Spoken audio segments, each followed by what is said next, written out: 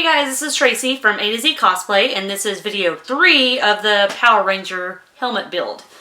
We're going to take this, my paper version of, version 2 of the pink Power Ranger helmet, and we're going to be coating it with resin on the outside. We're going to do this maybe about 3 coats of it, but the next step is resin so that we can get this paper version to be hard.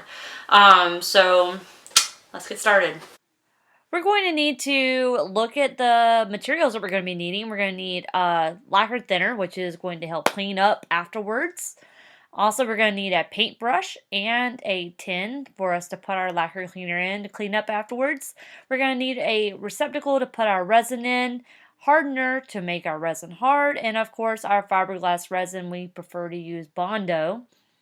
On top of that, you're going to need gloves and glasses to protect all your stuff, and a respirator so that you don't breathe it all in.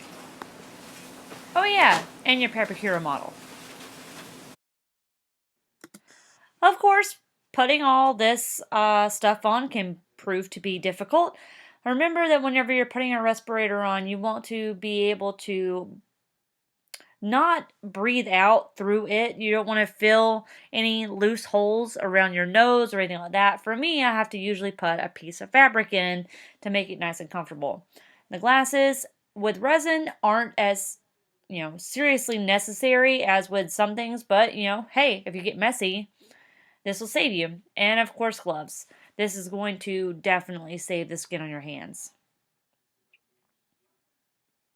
Now, whenever you're starting to mix up your resin, you're going to need to look at the directions. Obviously, read them all. However, you're going to learn over time that you're going to do whatever you want.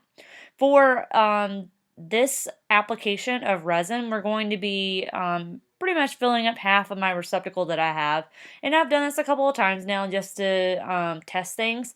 And I add in a certain number of drops. I believe I add around 20 on this because, well, we live in Florida, so that means the air stays relatively humid, which means that resin doesn't seem to dry quite as fast as it would if it was a dry, arid area. So experiment a couple of times. I, of course, experimented mostly on my original helmet so that I could give it a good go before I took it apart to test it on my head. So you're going to want to mix it up really well, and then you're just pretty much going to start applying it to your helmet anywhere, everywhere that you can access. Make sure that you're not getting it really goopy in some areas. You're going to see that it will drip. And you don't want those drips because those are places that you're going to have to either Bondo over really well or you're going to have to sand down afterwards. Now, resin is sandable, so that's something to consider. However, we're going to do an application of Bondo after all this is done. And the Bondo is what we're going to really try to smooth down with a lot of sanding afterwards.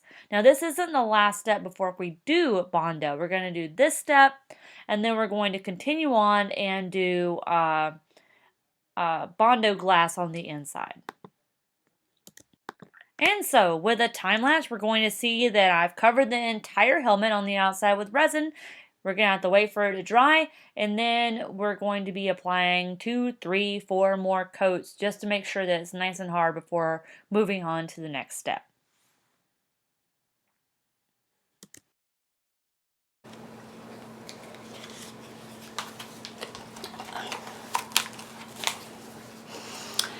And then you wait.